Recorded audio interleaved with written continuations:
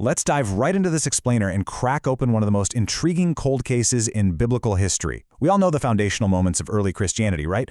And nothing is bigger than the discovery of the empty tomb. It's literally the cornerstone of the whole resurrection narrative. But who was actually there to witness it?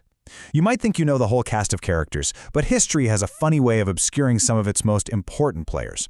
Today, we're looking at a woman who was right there at the center of the action, yet somehow she just slipped right into the historical shadows. Now, Mary Magdalene is a household name for sure, but who was the third woman at that empty tomb? Tradition usually zeroes in on Mary Magdalene, and maybe the other Mary, but the earliest accounts actually point to a trio. This third woman played an absolutely critical role in the defining moment of the faith, but her identity, her background, and her true status among Jesus' followers, well, they've been intensely debated for centuries. First off, we need to clear up some major historical identity theft. Will the real Salome please stand up? You see, the name Salome was actually incredibly common in the first century. It comes from the Hebrew root word shalom, which beautifully means peace. Now, you absolutely cannot confuse her with the dancing daughter of Herodias, you know, the one who demanded John the Baptist's head on a platter. No way. Nor is she Queen Salome Alexandra, the last independent ruler of Judea. Our Salome is a completely different woman. Her legacy isn't tied to political violence, it's tied to faithful witness. Section 1. Clues in the Canonical Gospels. This text comparison brilliantly illustrates our mystery. Notice how the Gospel of Mark explicitly places Salome at the tomb with sweet spices ready to anoint the body. But then you flip over to the parallel passage in Matthew, and her name is completely redacted. Matthew only names Mary Magdalene and the other Mary. So why did Mark consider her crucial enough to name, while Matthew literally left her on the cutting room floor? This discrepancy is the absolute heart of the mystery of her presence at the tomb.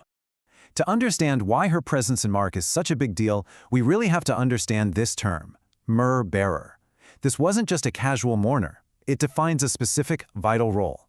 By bringing sweet spices, like myrrh, to anoint a dead body, these women were performing a deeply intimate, essential religious duty. And because they stepped up to do this, they became the very first human beings to discover the stone rolled away.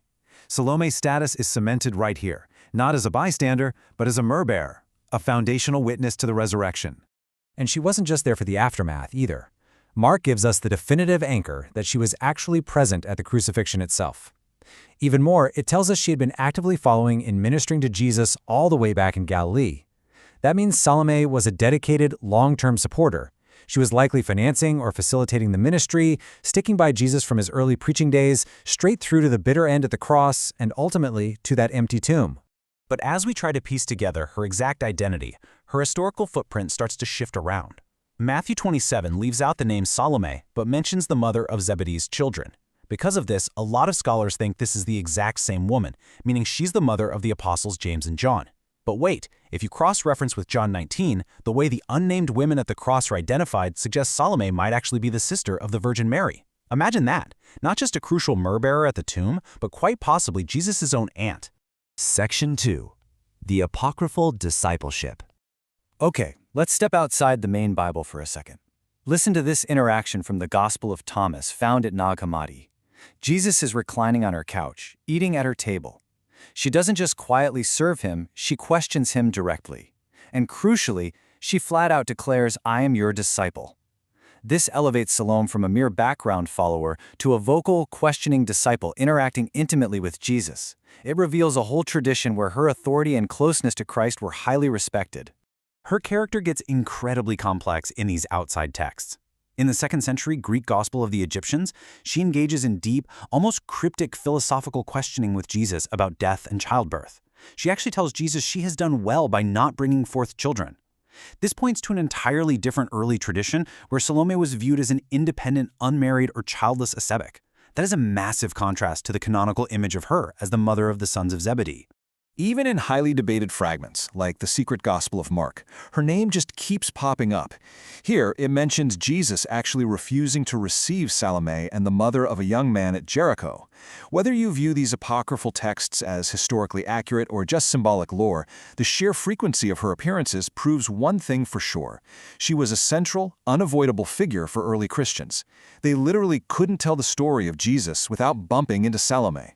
Section 3. Salome the midwife. The plot thickens even more when we look at the Proto-Evangelion of James. It maps out this bizarre, fascinating narrative where Salome acts as a secondary midwife. When she's told about a virgin birth, she plays the ultimate skeptic. Very much like doubting Thomas does later with the resurrection, she demands physical proof, examines Mary, and her hand is miraculously withered as a punishment for doubting, before she's healed by touching the infant Jesus. It's a visceral story that connects her right to the very first miracle of the faith. So, the crucial takeaway here is this striking parallel. Early Christians were connecting her to both ends of the story.